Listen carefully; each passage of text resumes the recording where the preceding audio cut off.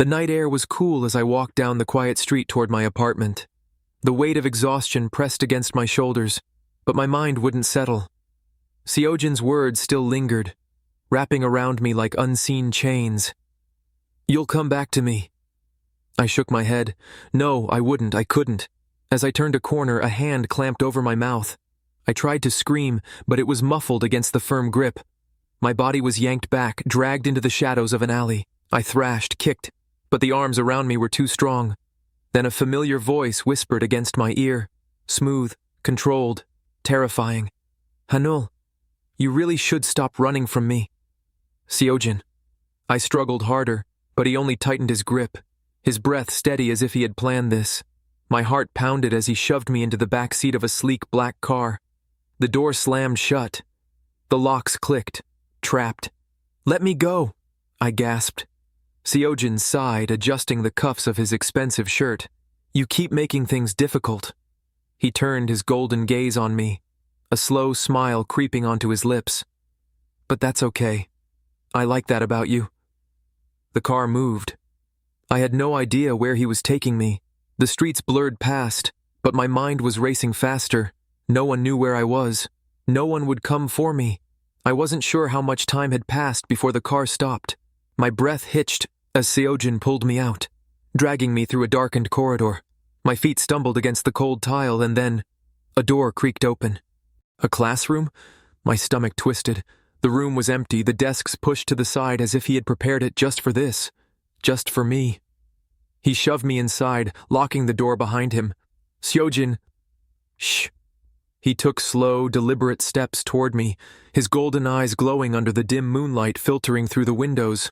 "You need to understand something, Hanul." I backed up until my spine hit the wall. "There is no escape." His hands landed on either side of my head, caging me in. His scent, clean, rich, suffocating, wrapped around me. His fingers trailed down my cheek, his touch almost reverent. "I gave you everything." His voice was soft, almost tender, but his eyes were sharp, filled with something possessive, something dark, and yet you still push me away. "Because what you're doing isn't love," I choked out. His expression didn't change. If anything, his smile deepened. "Then let me show you what love really is." His fingers trailed down my neck, then gripped my chin, forcing me to meet his gaze. I tried to turn away, but he held me still. His lips hovered dangerously close, his breath warm against my skin. "Stop," I pleaded. "Seojin, please." He pressed a finger against my lips, hushing me. "You're mine, Hanul. You always have been." Tears burned in my eyes as fear wrapped around my throat. Then, a loud crash. The door burst open. Seojin barely had time to turn before a fist connected with his jaw, sending him sprawling to the floor. Taewon. His silver eyes burned with rage. "Get away from him." Seojin wiped the blood from his lip, slowly pushing himself up. "Ah, you always show up at the worst times, don't you?" Taewon didn't respond. He crossed the room in 2 steps, grabbing Seojin by the collar and slamming him against the desk. "You sick bastard," he growled. "You think you can just take whatever you want?" Seojin chuckled, his grip tightening on Taewon's wrist. "Hanul is mine. He always comes back." Taewon's fist connected with his face again, harder this time. Seojin slumped against the desk, dazed. "Hanul!" I turned, my whole body trembling as Taewon stepped toward me. His eyes softened. "Are you okay?" I nodded. He reached for me. For a moment I hesitated, but then my legs moved on their own and I collapsed into him. His arms wrapped around me, steady, strong. "Let's go." Seojin let out a low, bitter laugh from the floor. "You think this is over?" Taewon didn't spare him another glance. "It was over the moment you laid a hand on him." And with that, he led me out of the room, out of the suffocating darkness. As we stepped into the cool night air, I clung to Taewon. I wasn't alone. I wasn't trapped anymore. And I knew. Taewon would never let me be caged again. I wasn't supposed to know, but I did. Late one night, I saw Taewon and Seojin meet behind the school. Their voices were low. I hid behind a nearby wall. "You should have stayed out of this." Seojin's voice was cold, but beneath it, I sensed something else. Desperation. Taewon scoffed, his tone laced with venom. You never deserved him. Seojin let out a sharp, humorless laugh. And you think you do? What, you think you're the hero now? He took a step forward. Hanul was mine. He always came back to me.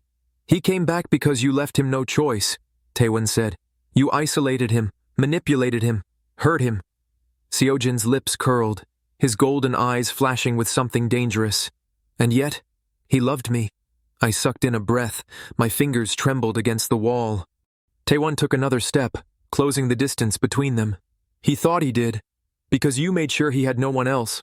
But that ends now. Seojin's smile faltered. You really think you can erase me from his life? Taewon didn't hesitate. I already have. The silence was deafening. Seojin's fists clenched, his composed mask cracking. You think you've won? His voice shook. Hanul will come back to me. You can't protect him forever. Taewon's gaze darkened. Watch me.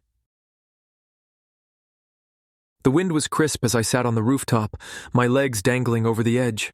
The city light stretched before me, glowing softly against the night sky. Despite everything, my heart still felt heavy. You'll fall if you lean any further. I flinched at the voice but didn't turn. I knew who it was. Taewon walked over. He didn't sit right away, just stood beside me, his hands in his pockets. You okay? He asked after a beat. I let out a breath. I don't know. A silence stretched between us. It wasn't uncomfortable, but it carried weight, the kind of weight that neither of us knew how to lift. I saw you, I admitted. That night, with Seojin. Taewon didn't react, as if he had expected this. I figured you did. I glanced at him then. His silver eyes were unreadable, but there was no mockery, just quiet understanding. You fought for me, I murmured. He leaned back on his hands. Maybe. Why? Taewon's gaze flickered to me. Then he looked away, because someone had to. The answer was simple, but it shook something inside me. For so long I had been trapped, cornered, manipulated, suffocated. And yet Taewon, the person I had once feared, had been the one to rip me out of it. I thought you hated me, I whispered. Taewon let out a short laugh. I never hated you. I swallowed hard. Then why did you... He turned to face me fully then, his silver eyes holding me in place. Because I knew what Seojin was doing to you. And I knew that if I tried to help the right way, you wouldn't believe me. His voice dropped. So I became the villain in your story, because that way at least you'd still fight back. My breath hitched. The realization hit me like a wave. You protected me, I said. His gaze softened. Just a fraction. Yeah. I reached for his hand before I even realized what I was doing. My fingers curled around his, hesitant but certain. Taewon stilled, his eyes widening, but he didn't pull away. Instead, his grip tightened around mine, warm and steady. For the first time, I didn't feel trapped. I didn't feel lost. I felt safe. I looked at him, really looked at him, and saw the truth in his expression. The patience, the quiet devotion. Maybe I had been falling all along, but this time, I wasn't afraid to land. Taewon's fingers slowly lifted, brushing against my cheek. I didn't flinch, I didn't pull away. Instead, I leaned into his touch, my eyes searching his. His breath hitched, and then, slowly, he leaned in.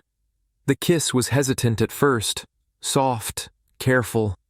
But as I melted into him, my fingers curling into the fabric of his jacket, he deepened it. His warmth consuming me.